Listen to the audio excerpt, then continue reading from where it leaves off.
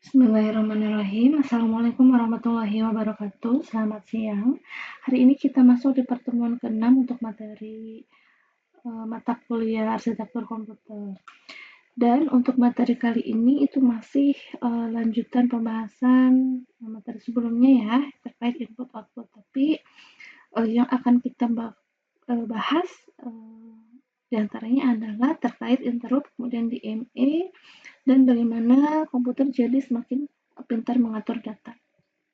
Jadi singkatnya, input output itu adalah cara komputer mengobrol ya dengan dunia luar. Contoh keyboard, kita ketik nih di keyboard.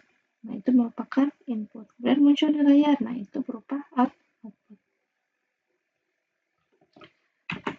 Oke, untuk sistem komputer, di sini kan ada 3 komponen utama ya, CPU, memori, sama perangkat input output. Nah, coba kita lihat dulu untuk tampilan secara umum CPU dan perangkat di dalamnya. Jadi CPU yang orang atau masyarakat lain kenal itu adalah kotak ini kan. Nah, sebetulnya CPU sesungguhnya itu adalah ini yang ada di dalam case tersebut ya. Nah, ini kita sebut sebagai otak, Central Processing Unit, atau biasa dikenal dengan sebutan prosesor ya. Nah, CPU ini berada di dalam fan atau kipas ini. Karena semakin besar aktivitas atau kegiatan yang dilakukan oleh komputer, maka semakin cepat panas kan. Nah, makanya CPU ini diletakkan di dalam fan ini supaya tidak cepat panas. Gitu. Kemudian ada memori. Memori di sini ada RAM, Random Access Memory. Nah, ini merupakan slotnya. Ya, jadi nanti teman-teman bisa masukkan di sini. Jadi RAM itu tadi Random Access Memory. Jadi sistem penyimpanannya itu dia sementara. Nah, kemudian ada lagi untuk hard disk atau SSD. Kalau yang hard disk itu kan berupa piringan, SSD itu lebih banyak digunakan karena untuk prosesnya dia lebih mudah gitu ya, makin lebih fleksibel. Oke, itu terkait memori. Kemudian untuk perangkat eksternalnya itu perangkat input output. Di sini ada monitor. Monitor ini digunakan untuk output berupa visual kan. Kemudian ada keyboard ini dan mouse merupakan inputan. Misalkan untuk keyboard kan kita ketik huruf angka, dan seterusnya simbol-simbol, nanti muncul ke layar. Kemudian mouse misalkan kita dengan klik kanan, klik kiri ya, itu kan merupakan inputan juga yang kemudian nanti dimunculkan ke layar, ini berupa visualisasinya. Nah, di sini ada printer, ini juga merupakan output. Kalau ini kan bentuk outputnya berupa fisik, seperti itu. Ya, jadi komponen utama di dalam sistem komputer itu ada 3 ya, CPU, kemudian memori, dan perangkat input output.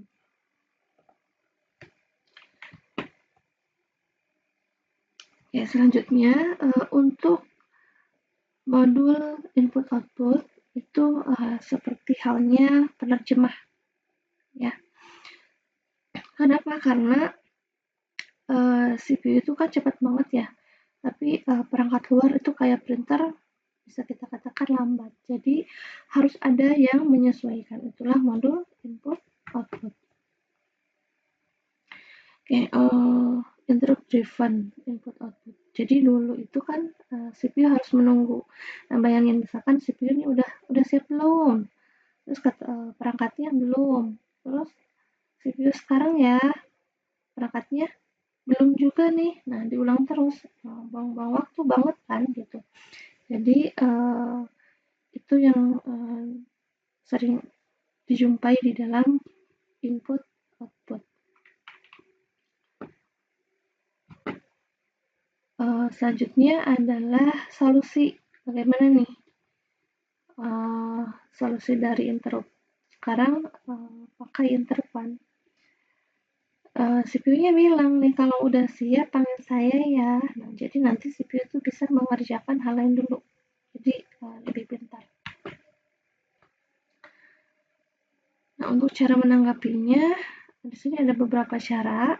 Ada multiple interrupt lines atau banyak jalur, kemudian software poll ini cek satu-satu, kemudian daisy chain itu dia sistemnya antrian, dan ada arbitrasi bus ini adalah atur prioritas. Oke, untuk multiple interrupt di sini adalah teknik yang paling sederhana ya.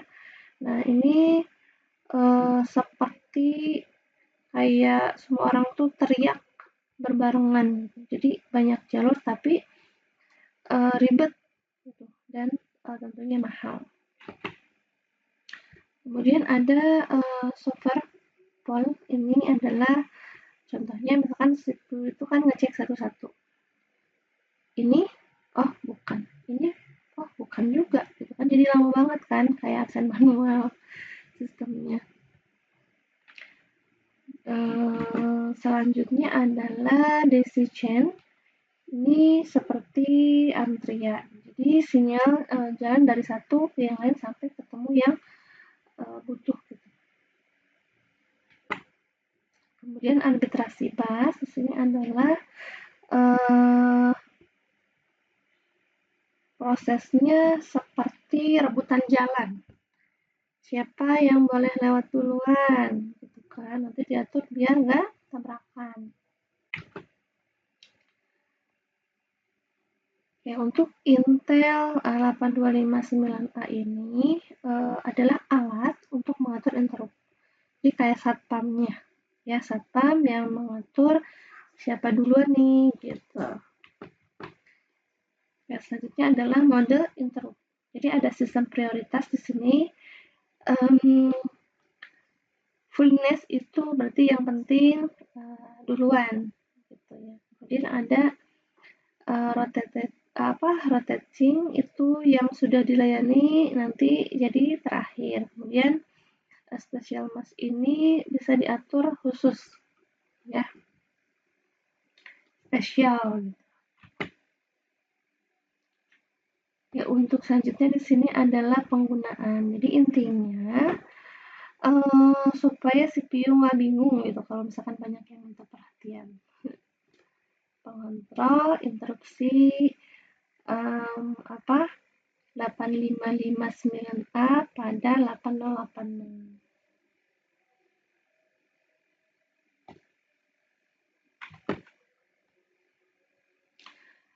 Programmable Peripheral Interface Intel 8255A. Nah, ini adalah modul input-output yang bisa diprogram seperti colokan serbaguna. Jadi bisa dipakai untuk keyboard, display, dan lain-lain.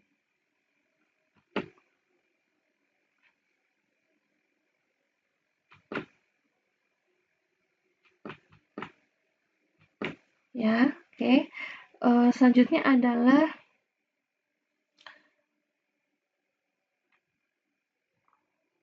Direct Memory Access atau DMA.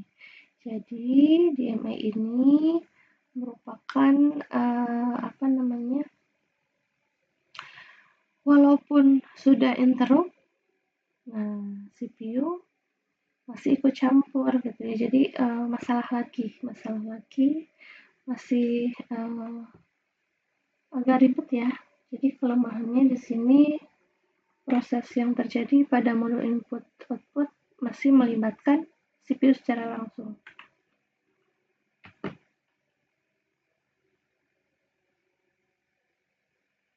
Untuk solusi dari DMA itu seperti permintaan.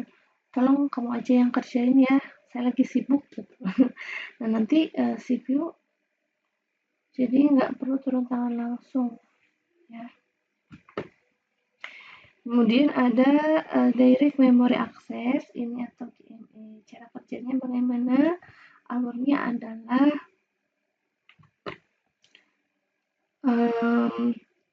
CPU memberikan tugas, kemudian nanti DMA yang mengerjakan sendiri gitu ya. Setelah selesai nanti memberitahu CPU. CPU gimana? CPU-nya ya dia bisa santai, bisa mengerjakan hal-hal lain. Keunggulannya untuk DMA itu adalah lebih cepat, lebih efisien, sehingga CPU tidak capek gitu ya, nggak capek. Selanjutnya adalah untuk saluran input output, ini versi lebih canggih dari DMA ya. Nah, ini bahkan bisa berpikir sendiri untuk urusan input output.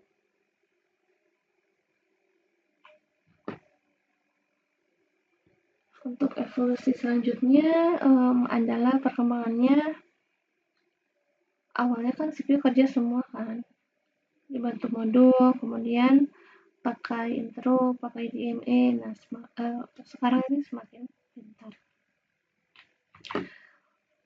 Kemudian untuk karakteristiknya itu untuk saluran input output sekarang itu sudah bisa jalan sendiri, kemudian juga bisa mengatur data sendiri ya. Untuk perangkat eksternal diantaranya adalah ada keyboard ya, mouse, printer. Nah, ini yang membuat komputer menjadi berguna ya. Kemudian untuk interface eksternal di sini adalah serial versus paralel ya. Jadi untuk paralel ini dia banyak jalur, makanya cepat kan. Kemudian serial ini satu jalur atau lebih simpel. Contoh untuk paralel itu jalan tol yang banyak jalur. Kalau serial ini yang jalannya satu arah ya. Oke, untuk point to point ini berarti satu lawan satu ya. Contohnya adalah keyboard, printer, dan modem eksternal. Kalau misalkan yang multi point ini adalah satu ke banyak. Jadi untuk mendukung perangkat penyimpanan berukuran besar seperti halnya disk dan peta serta multimedia CD-ROM, video, audio. Oke, selanjutnya adalah Small Computer System Interface atau SCSI. Ini adalah standar untuk perangkat penyimpanan seperti colokan standar ya, biar semua bisa nyambung gitu. Oke, untuk klasifikasi perangkat eksternal di sini adalah human readable, berarti ini untuk manusia. Kemudian ada machine readable, berarti yang ini untuk mesin. Kemudian communication ini untuk jaringan. Ya, ini adalah klasifikasi perangkat eksternal. Selanjutnya di sini adalah klasifikasi berdasarkan arah data.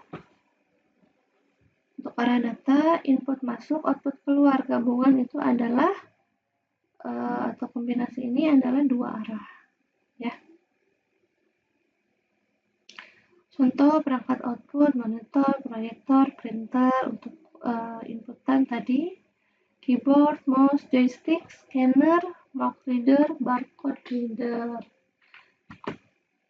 Jadi untuk kesimpulannya, intinya ya, komputer ini sekarang semakin pintar dalam mengatur data, dari yang nunggu menjadi bisa kerja sendiri, sehingga lebih efisien ya. Itu untuk pertemuan hari ini. Terima kasih banyak untuk perhatiannya, mudah-mudahan materi yang saya sampaikan bisa bermanfaat. Oke, saya tutup. Wassalamualaikum warahmatullahi wabarakatuh.